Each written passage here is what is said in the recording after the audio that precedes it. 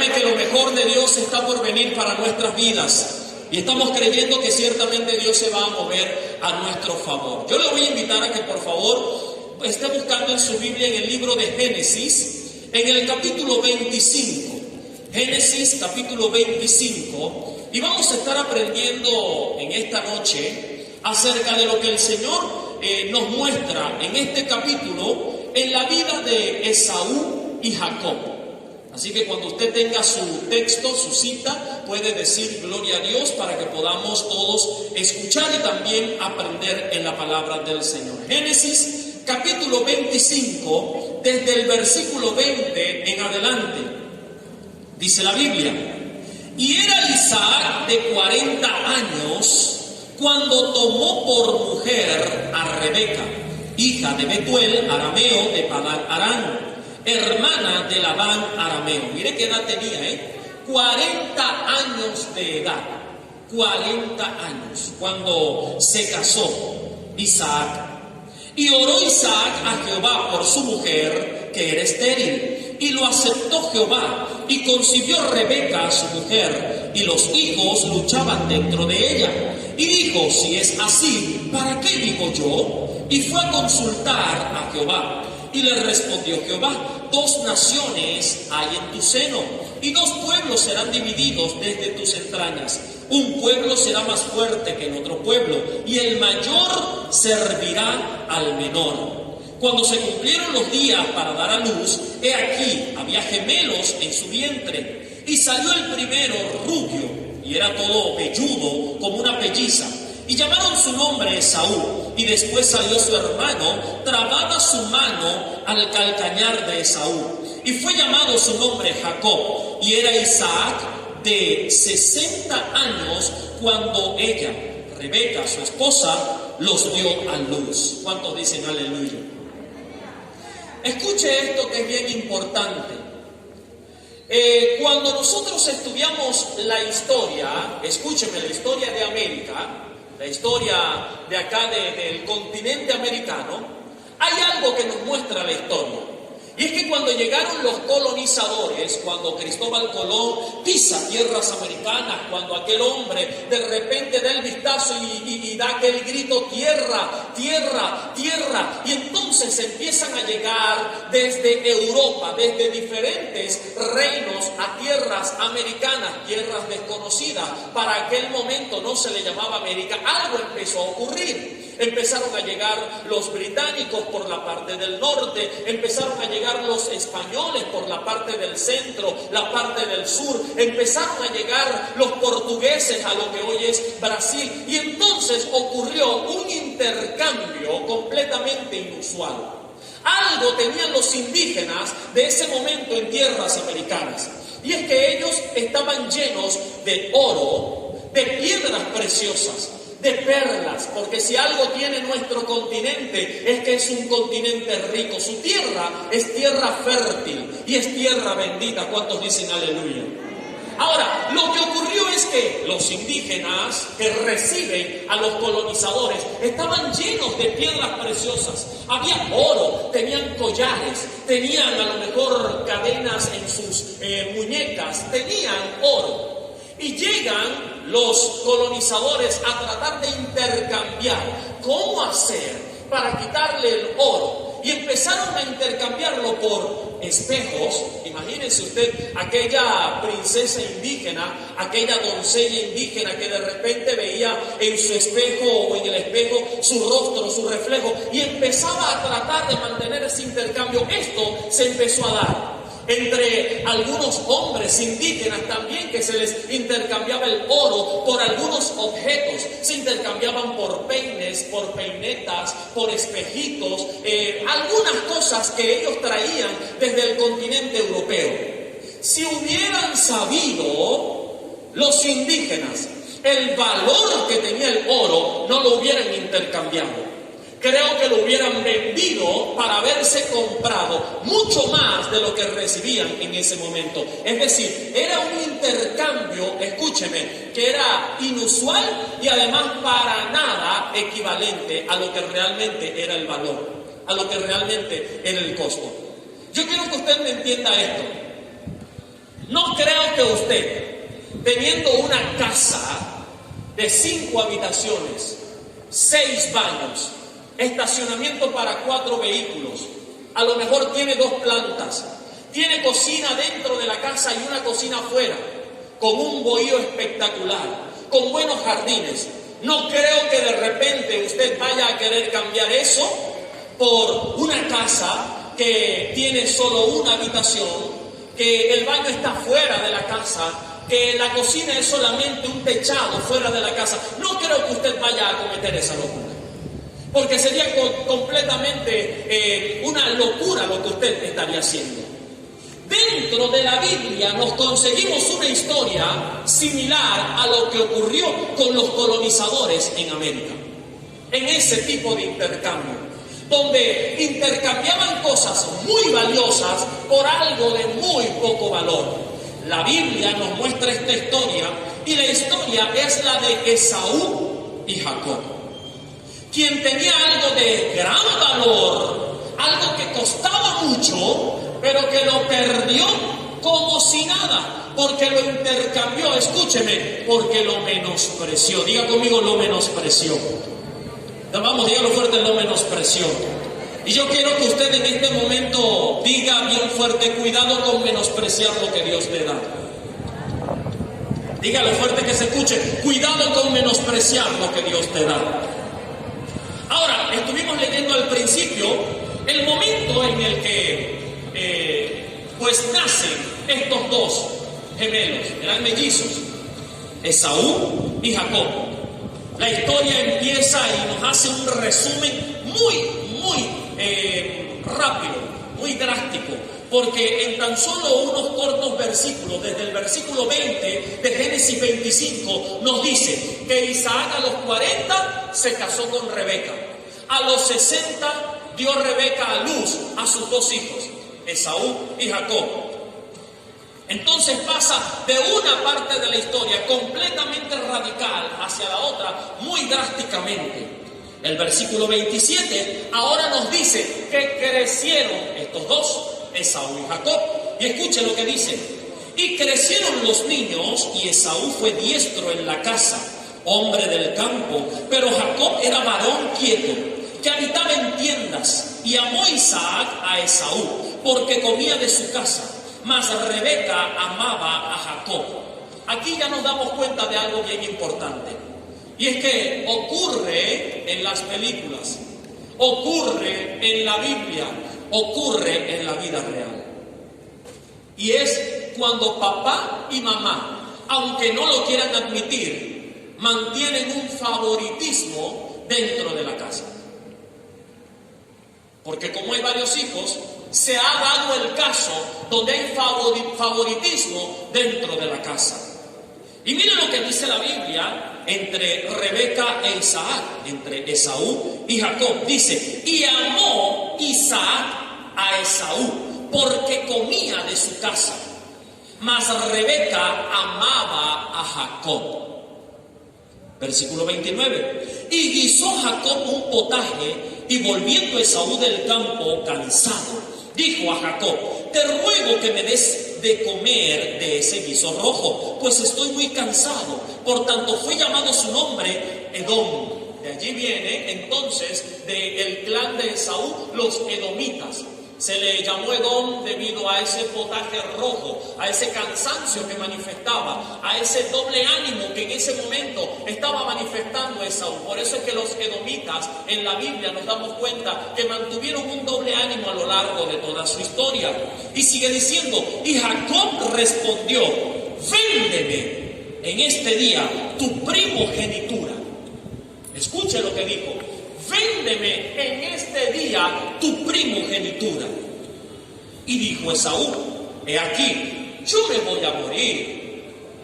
Es decir, voy a tener un momento en el que voy a envejecer y voy a morir.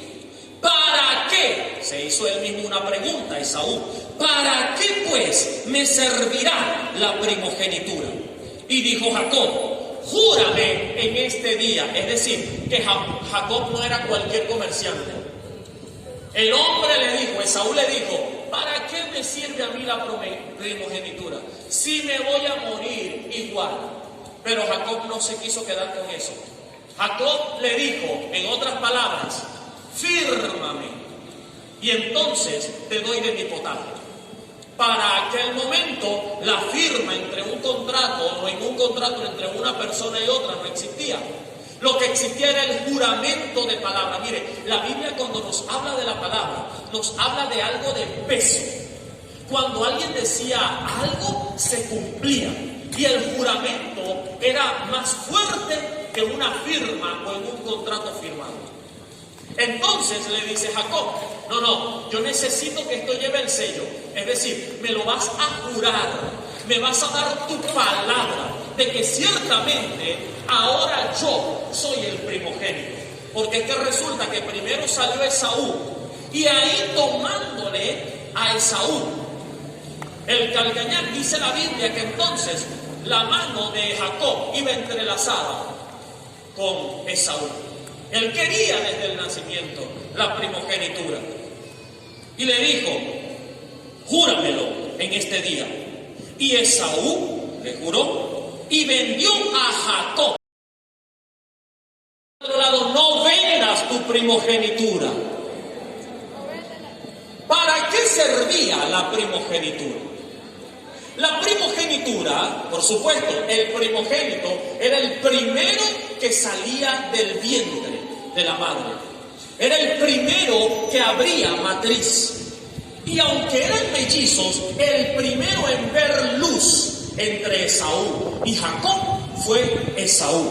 Él fue el primero en salir y ver luz. El que rompió matriz, entonces fue Esaú. Él era el primero. Por tanto, a él le pertenecía, le correspondía la herencia de la primogenitura. Lo primero que había dentro del pueblo de Israel cuando se habla de la primogenitura es que en Israel el primogénito heredaba una bendición que era superior a la de todos sus hermanos. Escúcheme, el primogénito se convertía en el patriarca de la familia. Usted lo puede saber, como a lo mejor en su casa, ustedes son 10 hermanos, pero el hermano mayor, cuando no está papá, cuando no está mamá, el hermano mayor probablemente es el que toma las riendas y dice, lo vamos a hacer así, lo vamos a hacer así, lo vamos a hacer así. ¿Por qué? Porque siempre el hermano mayor tiene como esos síntomas o esa forma de comportarse como papá o de comportarse como mamá, porque se convierte en el patriarca de la casa. Así que el que era primogénito sabía que iba a ser el jefe de la casa. Por eso es que se dice el patriarca Abraham, el patriarca Isaac, y después vendría el patriarca Esaú. Pero Esaú menospreció la primogenitura. ¿Para qué me sirve si igual me voy a morir? ¿Cuánta gente no hemos escuchado así? ¿Para qué? No, vamos a la iglesia. ¿Para qué voy a ir a la iglesia? Vamos a la casa del Señor. ¿Para qué? Entonces, hay gente que menosprecia. ¿Por qué? Porque igual me voy a morir. Recuerdo de una persona que le decían, ¿por qué no te bañas? Y decía, sí, me voy a volver a ensuciar. ¿Y por qué no te cepillas? Sí, me va a volver a dar mal aliento. Y de repente le decían, pero sí comes, ¿verdad? Ah, claro, sí. ¿Por qué? Porque me va a volver a dar hambre. Entonces, hay gente que menosprecia lo que realmente tiene valor. La primogenitura no solamente convertía al hermano mayor en el patriarca, sino que le correspondía una bendición mayor, porque, escúcheme, le correspondía el doble de la herencia. 2 veces la herencia era para el hermano mayor. Es decir, que si Isaac dejaba como herencia 3 vacas, una era para el hijo menor y 2 para el hijo mayor. Si en una casa habían 5 hermanos, escúcheme, 5 hermanos, la herencia se dividía entre 6. A los primeros 4 se les daba una parte de la herencia, pero al mayor se le daba 2 veces la herencia. porque le correspondía el doble de lo que le podía corresponder a cualquiera, porque tenía una responsabilidad mayor. Ahora, Esaú no solo menospreció el convertirse en el patriarca de su casa. Esaú no solo menospreció la bendición mayor, porque es que, como les dije, que las palabras tenían tanto poder. Entonces, la bendición que se iba a declarar iba a tener poder sobre cada uno de estos. Escúcheme, no solo menospreció el doble de la herencia, sino que además menospreció el poder estar dentro de la lista y del linaje. Míreme acá, dentro del linaje del nacimiento de Jesús. Porque lo que se tenía que decir era: David, hijo de Abraham, hijo de Isaac, hijo de Esaú. Pero menospreció Esaú, entonces era hijo de Abraham, hijo de Abraham, hijo de Isaac, hijo de Jacob. Amén. ¿Cuántos van conmigo? Estaba este hombre no solo menospreciando su herencia, este hombre estaba menospreciando la bendición de la salvación para su familia, estar dentro del linaje real.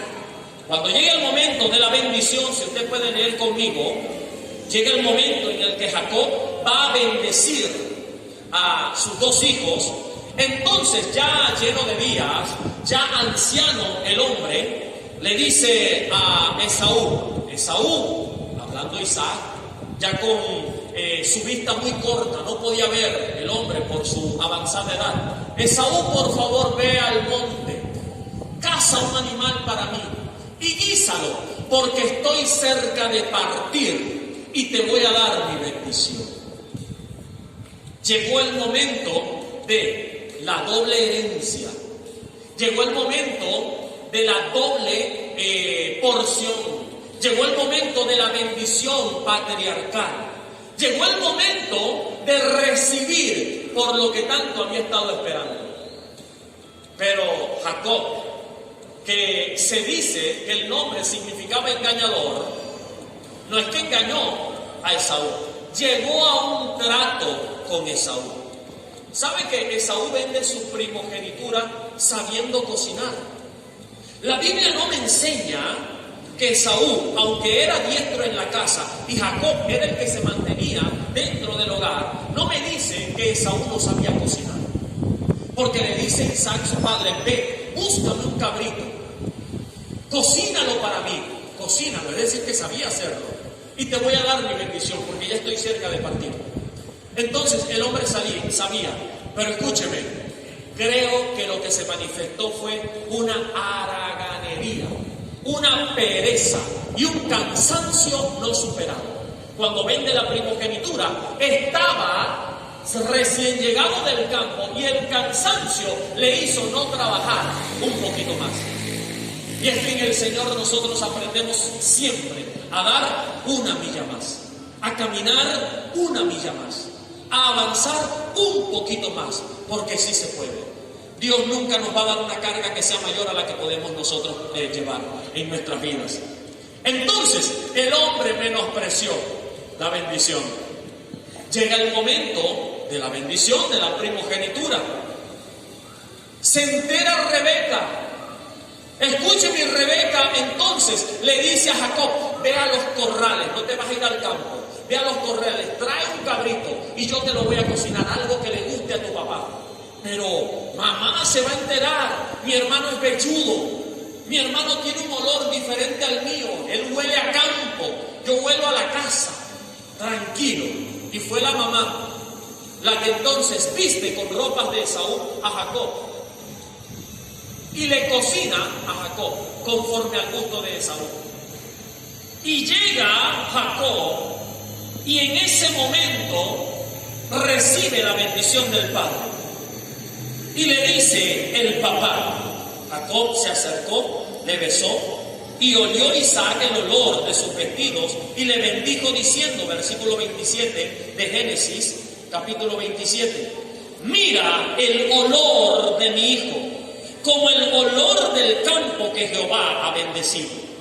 Dios, pues, te dé el rocío del cielo y de las grosuras de la tierra, y abundancia de trigo y de mosto. Sírvante pueblos y naciones se inclinen a ti. Sé Señor de tus hermanos, y se inclinen ante ti los hijos de tu madre. Malditos los que te maldijeren, y benditos los que te maldijeren. Y aconteció luego que Isaac acabó de bendecir a Jacob, y apenas había salido Jacob de delante de Isaac, su padre, Esaú su hermano, volvió de cazar e hizo también el guisado, y trajo a su padre, y le dijo: levántate, padre mío, y coma de la casa de su hijo, para que me bendiga. Entonces Isaac su padre le dijo: ¿quién eres tú? Y él le dijo: yo soy tu hijo, tu primogénito Esaú. Y se estremeció Isaac grandemente y dijo: lo que ya hablé, lo hablé. Lo que me quedó bendito. La pregunta es: ¿será que sí Jacob había engañado a Esaú? No, había Esaú menospreciado su primogenitura. Es decir, hubo una lección a causa de haber menospreciado aquello que con tanto honor y valor había adquirido desde el momento de su nacimiento. Hay gente que ha nacido para cosas grandes. Hay gente que ha nacido para cosas buenas. Gente ha sido marcada por Dios desde su nacimiento, pero no han podido ver lo que Dios ha plasmado en el cielo para cada uno. ¿Por qué? Porque han menospreciado lo que Dios les ha dado desde el principio de la creación. La Biblia dice que usted y yo fuimos predestinados desde antes de la fundación del mundo. La Biblia nos enseña que usted y yo, nuestros ojos vieron entonces al Señor desde antes, cuando éramos apenas un embrión. Mi embrión vieron tus ojos, oh Dios, pudo proclamar el salmista. Nos tenía escogido desde antes. Tanto es así el plan de Dios, escúcheme, tanto es el plan de Dios que tiene para cada uno de nosotros, que Jesús, cuando le enseña a los discípulos a orar, en Mateo capítulo 6, les dice: Padre nuestro, cuando vayan a orar, oren conforme a este modelo. Padre nuestro que estás en el cielo, santo es tu nombre. Y entonces, en medio de la oración que conocemos como el Padre nuestro, dice que cuando oremos, también digamos: hágase tu voluntad, así como está plasmada en los cielos, aquí en la tierra. Es decir, que Dios sí tiene un plan prediseñado y predestinado para cada uno de nosotros en los cielos. Pero queda de parte de nosotros pedir: Dios, así como lo diseñaste en el cielo, hágase tu voluntad también aquí en la tierra. Dios no te creó para la frustración.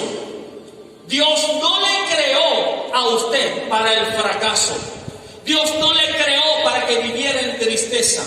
Dios no le creó para la escasez. Dios no le creó para el rechazo. Dios no le creó para la pobreza. Dios no le creó para el hambre ni para la muerte. No, Dios le creó para cosas buenas. Pero hay quienes menosprecian lo que Dios ya ha planificado para cada uno, vendiendo la primogenitura.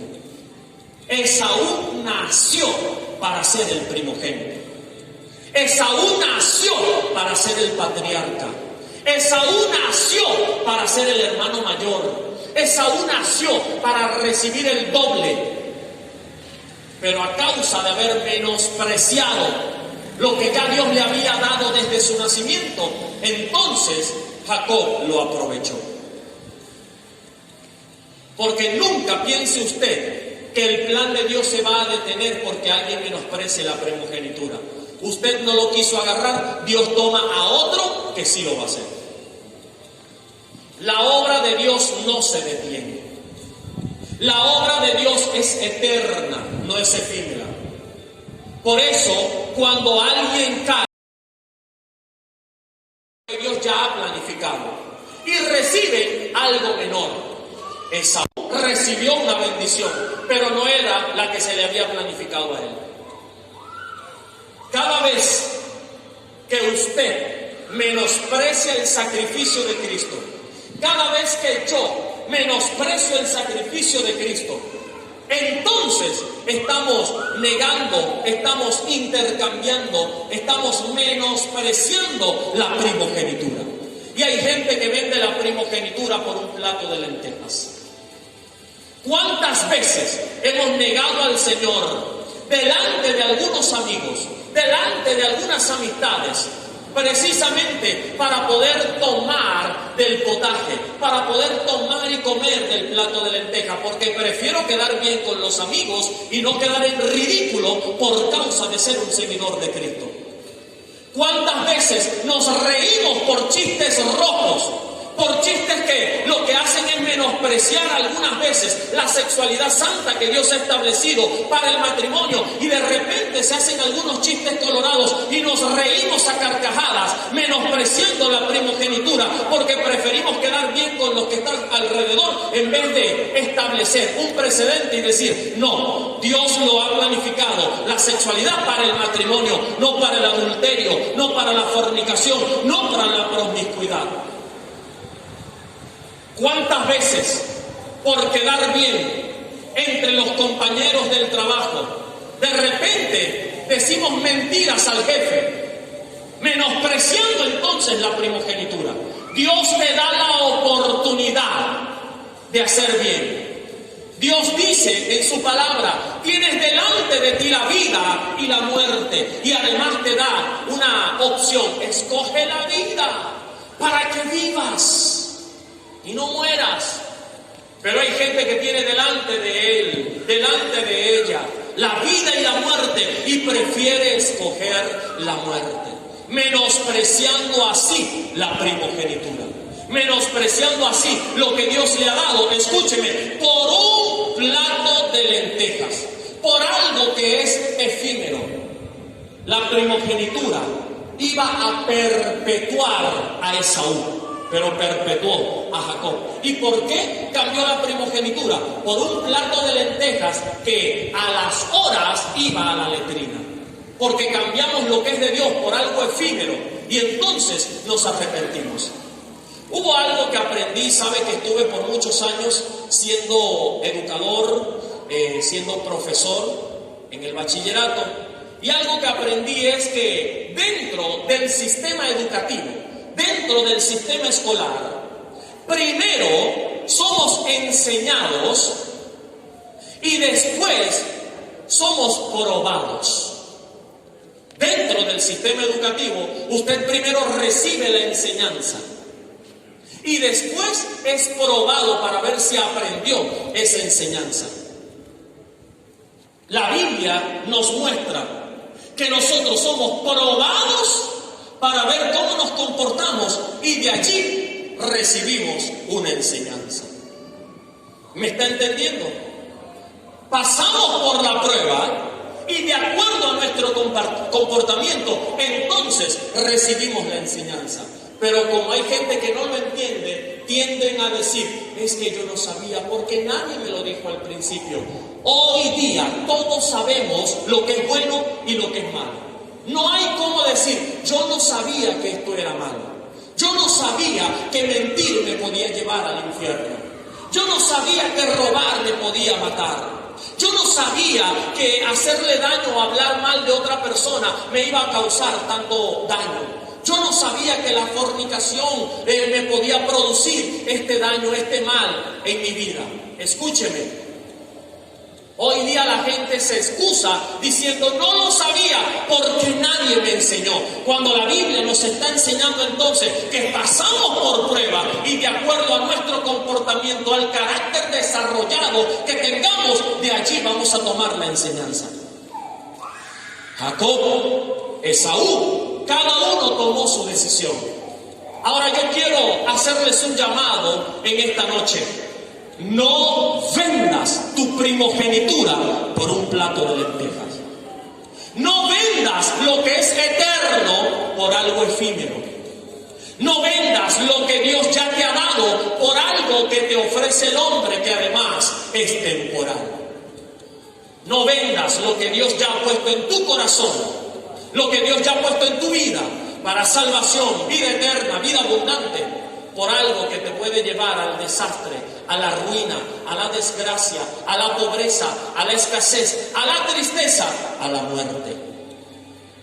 Yo quiero que alguien pueda decir conmigo: no vendamos la primogenitura. No, pero díganlo convencido: no vendamos